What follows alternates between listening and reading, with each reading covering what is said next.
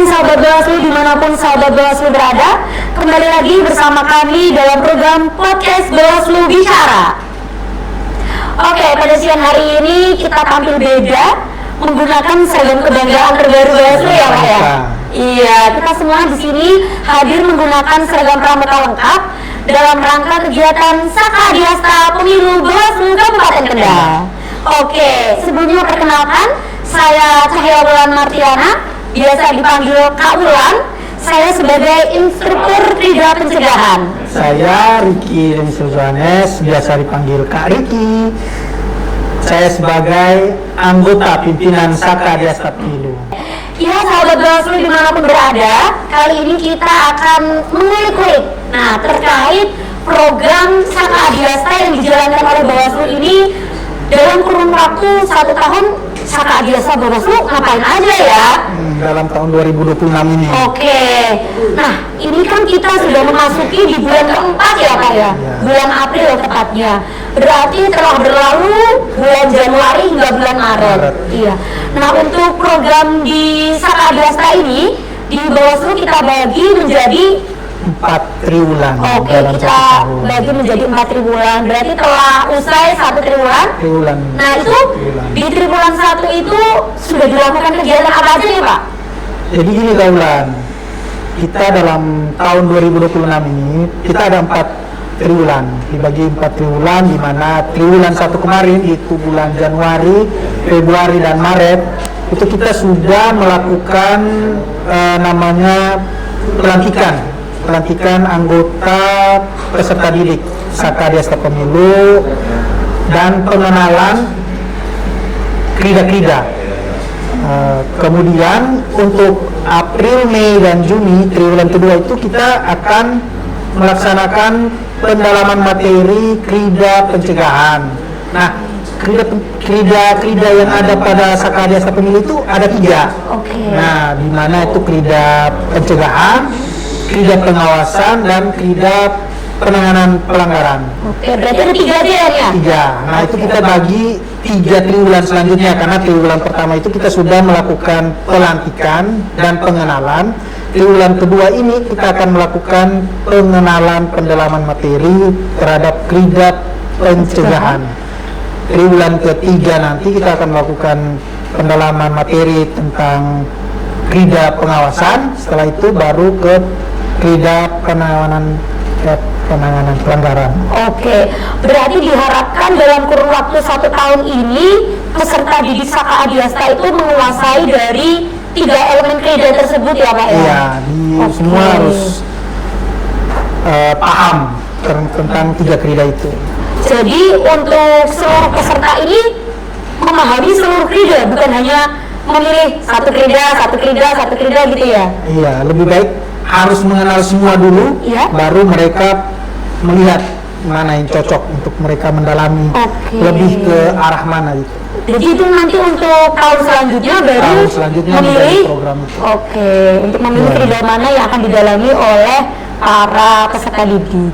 Oke, sahabat Bawaslu, untuk episode kali ini kita ini akan mengupas tuntas terkait pendalaman krida pencegahan. Ya, di periode pertama ya Pak ya? Nah, di periode pertama triwulan kedua tahun 2026. Oke, sahabat Bawaslu, mau tahu gimana dan apa aja pendalaman materi yang disampaikan oleh kakak-kakak dari Sakadiasta ini? Ya, untuk sahabat Bawaslu dimanapun sahabat Bawaslu berada, sahabat Bawaslu bisa menyaksikan secara daring terkait penyampaian materi krida pencegahan yang disampaikan oleh kakak-kakak di Sakadiasta Pemilu dalam rangkaian video berikut ini.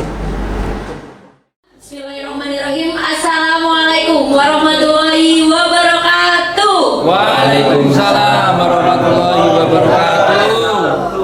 2 kali tepuk pramuka.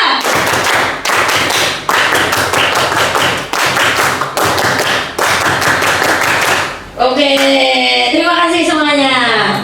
Oke, untuk adik-adik peserta didik, untuk kali ini perkenalkan saya Kak Wulan. Untuk adik-adik semua, kita kali ini kembali ke pendalaman materi dari krida pencegahan. Nah ini kita ingatkan lagi, kok pencegahan lagi gitu kan. Nanti untuk pertemuan 3 kali ke depan, berarti ini pertemuan pertama, pertemuan kedua sama pertemuan ketiga April, Mei, Juni. Nah nanti sampai bulan Juni kita akan tetap stay bersama Krida Pencegahan. Karena apa? Karena 3 bulan pertama ini kita tuntaskan terkait Krida Pencegahan. Nanti setelah itu baru lanjut ke Krida Pengawasan 3 bulan. Nah nanti untuk di akhir tahun, nah itu ada di Krida Penanganan Pelanggaran.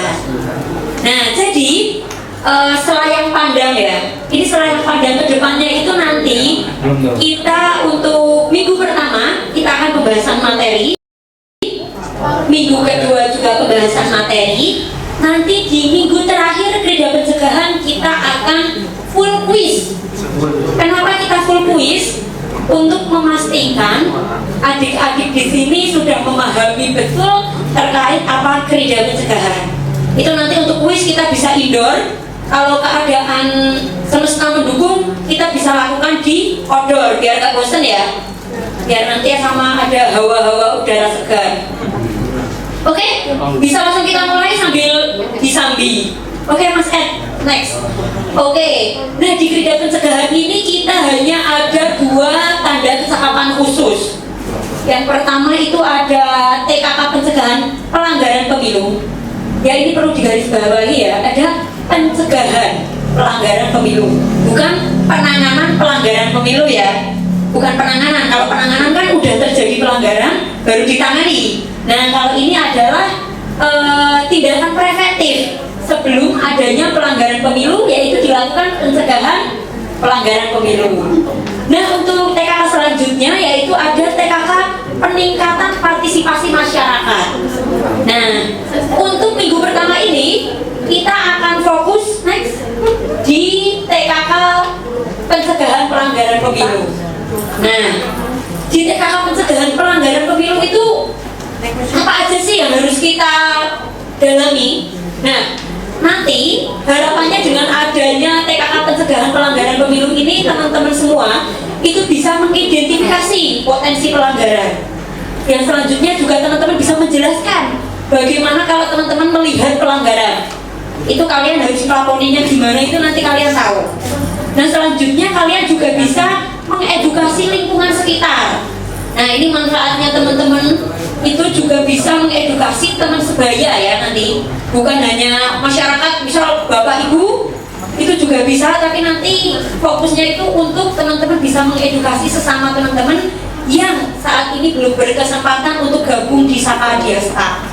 Oke, yang selanjutnya teman-teman juga nanti bisa terlibat dalam pengawasan partisipatif. Nah ini yang poin 4 ini akan berkelanjutan dan sangat seru ini ke depannya, karena ini udah ada instruksinya ya Pak ya, dari RI dan sudah turun ke provinsi untuk nanti kita bisa penekanan pengawasan partisipatif.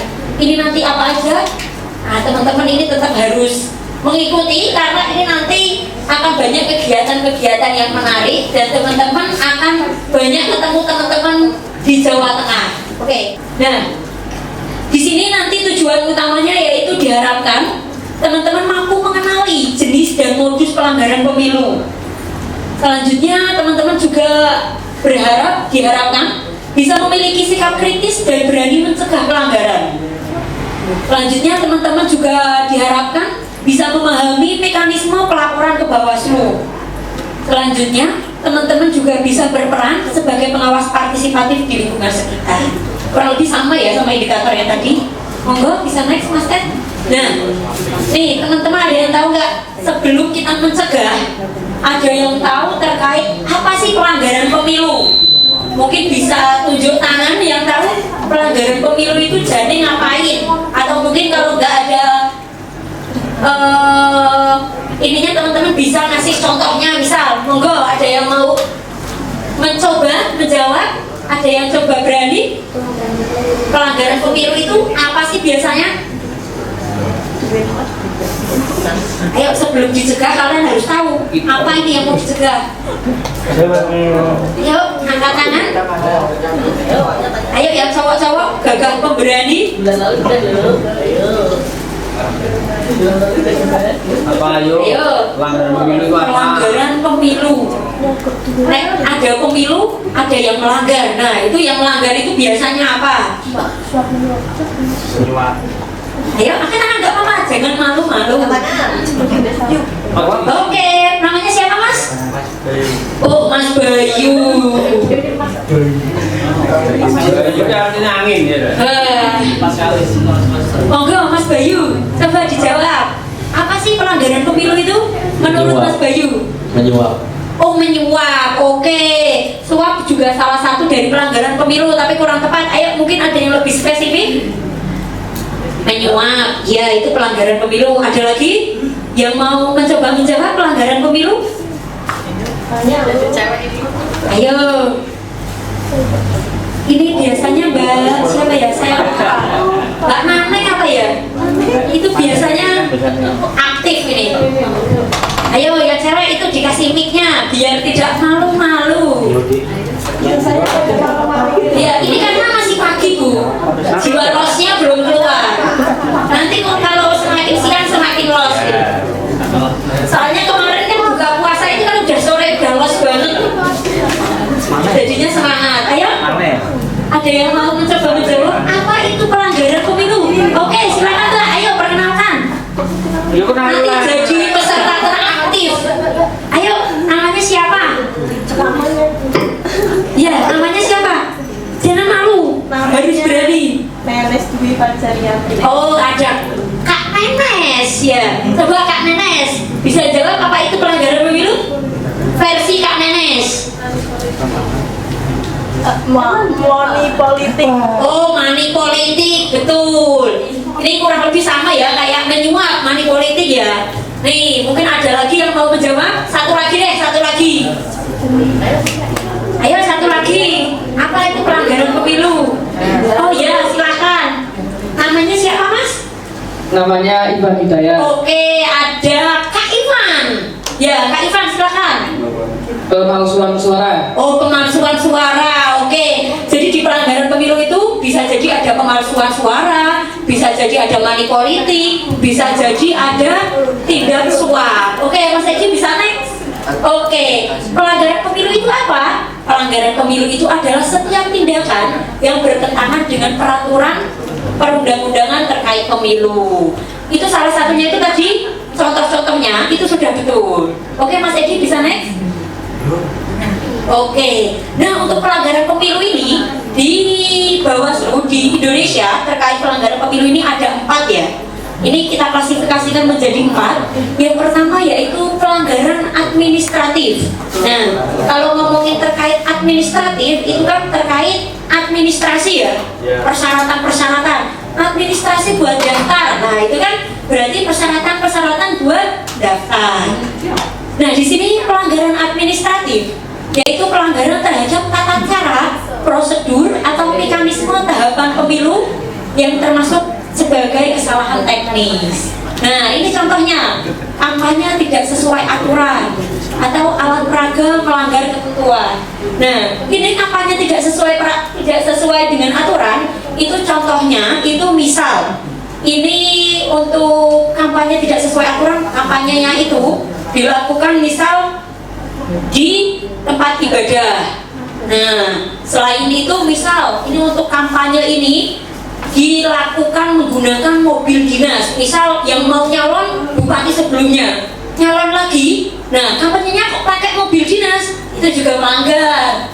Jadi walaupun jadi bupati itu ketika kampanye selanjutnya tidak boleh pakai mobil dinas yang melekat dari jabatan negara. Oke, ya selanjutnya ini ada pelanggaran pidana. Nah, untuk pelanggaran pidana yaitu perbuatan kriminal yang mengancam demokrasi dan diatur dalam undang-undang pemilu. Nah, ini nih yang seringkali teman-teman pahami. Ini kalau ada orang money politik. Nah, intimidasi pemilih.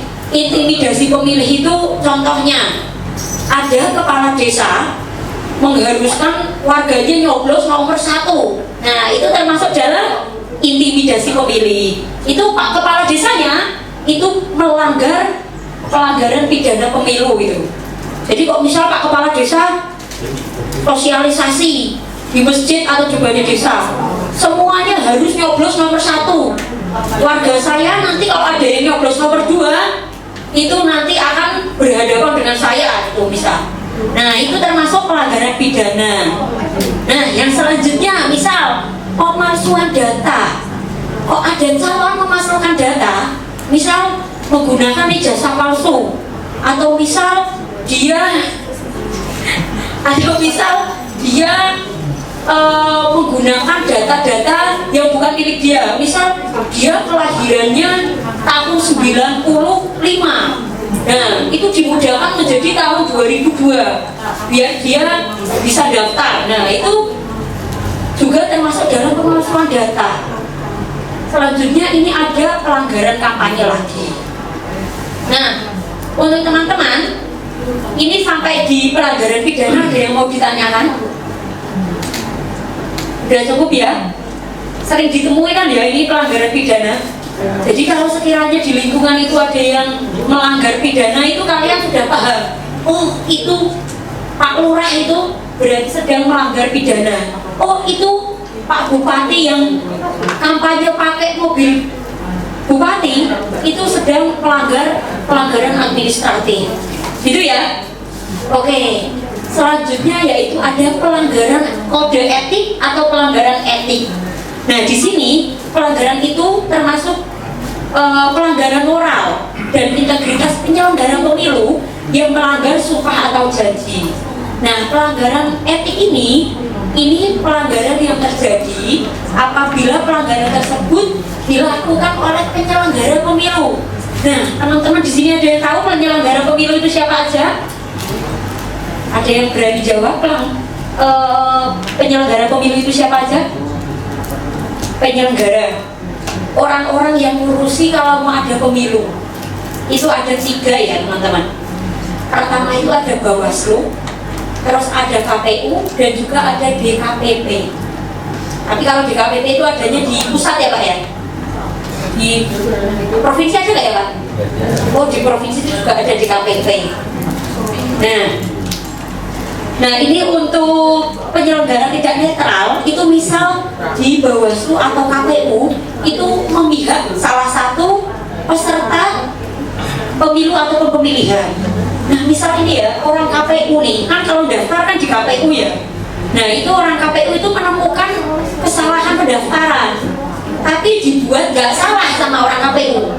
Misal peserta nomor urut 1 itu ada kelengkapan berkas yang kurang tapi sama KPU tetap dilolosin. Kok konangan? Itu ada yang konangi misal. Nah itu orang KPU itu melanggar kode etik. Itu ya. Oke, dan ini yang terakhir, ini ada pelanggaran hukum lainnya. Nah ini untuk pelanggaran hukum lainnya ini yaitu pelanggaran yang diatur dalam undang-undang lain namun berdampak pada pemilu. Nah di sini untuk pelanggaran hukum lainnya ini sering terjadi itu dalam kasus netralitas ASN, netralitas Polri ataupun TNI.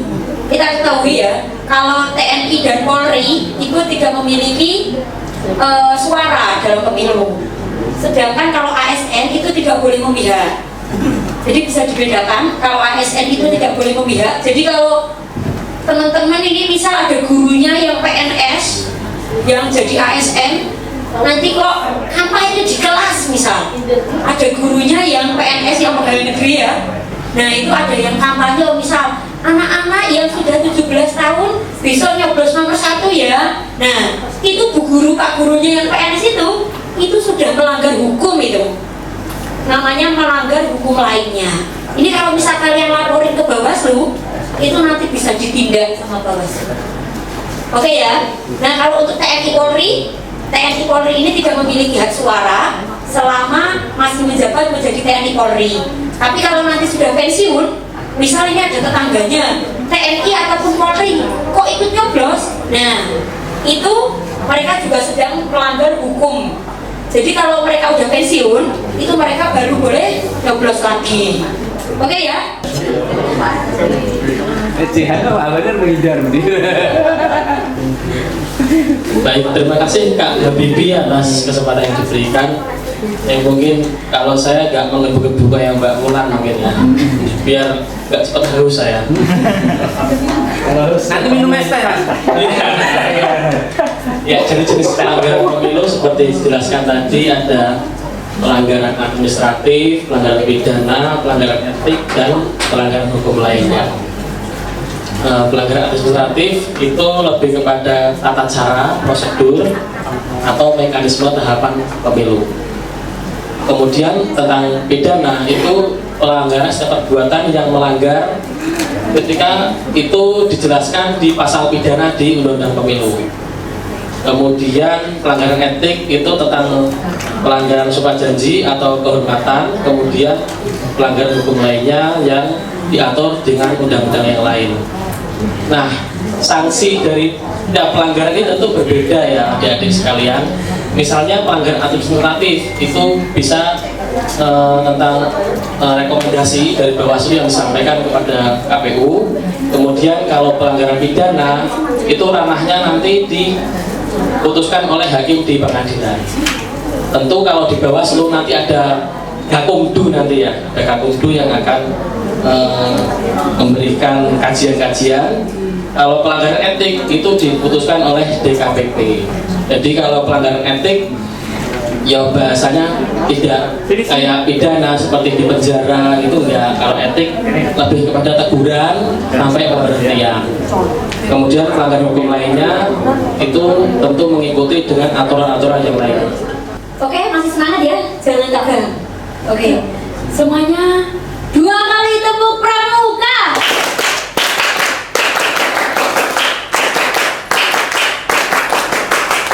Oke, ya oke lanjut. Jika teman, bentar Mas Edi. Nah, ini kalau teman-teman melihat pelanggaran, apa yang akan dilakukan teman-teman? Ya, mungkin ada yang berani jawab. Apa langsung mau nelpon Kak Hevi? Atau nelpon Kak Wulan misal? Atau mau nelpon Kak Habibie? Atau malah mungkin nanti mau nelpon Kak Ali? Atau diam saja selemah-lemahnya iman ya. Atau pura-pura tidak tahu saja? Monggo, ada yang mau berani jawab? Kalau misal kalian udah tahu itu salah, itu melanggar pemilu, kalian harus ngapain? Monggo. Ada yang berani jawab? Ayo. Jangan tunggu lama-lama. Ayo. Ayo. Ada yang berani? Kalau kalian melihat, kalian mengetahui Ini rata-rata biasanya kalau ada pelanggaran di sekolah itu takbir. iya, ini pura-pura tidak tahu. Oh, pura-pura nggak tahu, pura-pura daripada itu. Ini Gen Z atau Gen Beta ya? Atau Alpha ya? Ini Gen Z ya? Ini Gen Z. Nah, jangan-jangan pelaku pelanggarannya, jangan-jangan. Gak ada yang berani jawab ini. Jangan-jangan pelakunya kan gak ada maling yang ngaku ya Bu. Oke ya, karena ini masih malu-malu, Mas Edi bisa next. Oke, jadi kalau teman-teman itu melihat suatu pelanggaran pemilu, teman-teman bisa melaporkannya ke Bawaslu, baik langsung ataupun baik online. Ya, nih. Teman-teman apabila satu menemukan dugaan pelanggaran pelanggaran pemilu, nah teman-teman bisa mengumpulkan bukti dulu nih, jangan lapor tapi teman-teman nggak punya bukti. Nah ini teman-teman bisa mendokumentasikan itu berupa foto ataupun video ataupun kalau teman-teman punya saksi. Nah oke ya, nah ini melapor langsung ataupun online. Ini nanti ketika masa tahapan pemilu itu teman-teman itu nggak harus pergi jauh-jauh ke Kendal. Misal kalau mau laporin langsung, nanti Bawaslu itu ada di tingkatan ad hoc, itu ada di kecamatan. Nah, misal kok teman-teman melihat ada pelanggaran kampanye, teman-teman mau laporin langsung, itu teman-teman bisa di jajaran Panwaslu kecamatan. Itu jajaran Bawaslu yang ada di kecamatan namanya Panwascam, Panwaslu kecamatan ya. Dan itu adanya ketika masa tahapan pemilu. masa tahapan pemilu itu masa-masa yang sudah masuk ke tahapan pemilu. Kalau sudah ada pemilu, kalau sudah mendekati pemilu itu pasti ada jajaran ad hoc Bawaslu di kecamatan.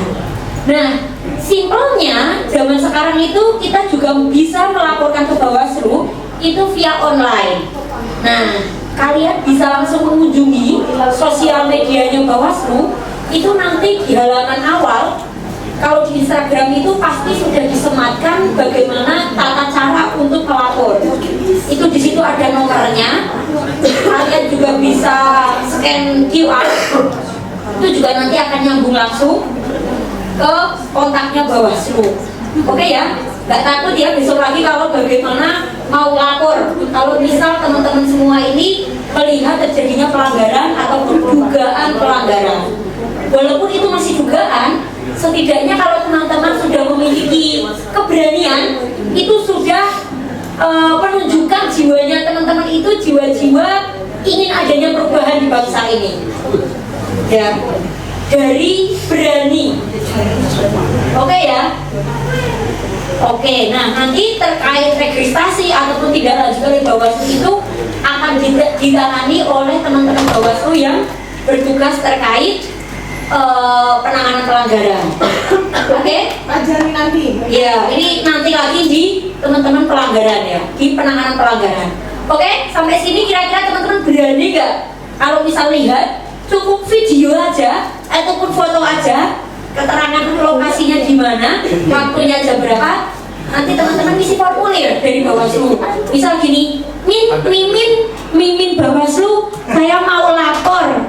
Ini ada alat peraga kampanye dipasang di sepanjang pohon Jalan Rowosari misal. Nah itu teman-teman tinggal fotoin aja tuh. Nah nanti dari Bawaslu kalian disuruh isi form. Itu nama jalannya apa, di desa mana, itu diminta keterangan. Nah teman-teman jangan takut data teman-teman itu akan tersebar. Misal itu kan milik partai biru misal, teman-teman nggak usah takut, aku wedi pemilik partai biru itu tonggoku, kayak saya ngasam tonggoku, aku digebuki sama tonggoku gitu. Jangan takut karena datanya teman-teman itu dijaga keamanannya oleh Bawaslu. Oke ya? Jadi dari teman-teman itu jangan sampai takut untuk berani melapor. Oke ya? Oke, Mas Evi bisa next? Oke. Peran teman-teman di lingkungan masyarakat. Nah ini teman-teman bisa mengamati proses pemilu di lingkungan sekitar. Pertamanya diamati dulu ya. Nah selanjutnya apabila teman-teman kok mau dijadikan sasaran, teman-teman harus berani menolak praktik pelanggaran. Teman-teman ditawani, misal ada yang dodok rumahnya, itu sinangnya sudah milih, ini nanti dapat amplop. Nah teman-teman bisa menolak ya, sudah bisa berani menolak praktik pelanggaran. Tidak, saya ingin menjadi agen perubahan. Nah dengan teman-teman itu berani menolak, teman-teman sudah berpartisipasi di masyarakat. Nah selanjutnya ini ada menyebarkan edukasi pemilu bersih. Nah ini nanti kita juga akan bahas ini di next pertemuan terkait penyebaran edukasi. Ini nanti kita akan bahas gimana langkah-langkahnya kita harus menyebarkan virus-virus positif di masyarakat terkait pelanggaran pemilu. Oke teman-teman? Selanjutnya, nah ini yang melaporkan dugaan pelanggaran ini adalah poin penting ya, yang teman-teman harus mulai dari berani. Kalau teman-teman sudah berani, itu teman-teman setidaknya sudah mendapatkan checklist 1 terkait lulus di TKK di Gerida Pencegahan. Oke ya? Oke, Mas Ed bisa next? Oke, untuk pertemuan hari ini kita sudahi. Nah, sampai sini teman-teman mungkin ada yang ingin ditanyakan atau ada yang ingin didiskusikan.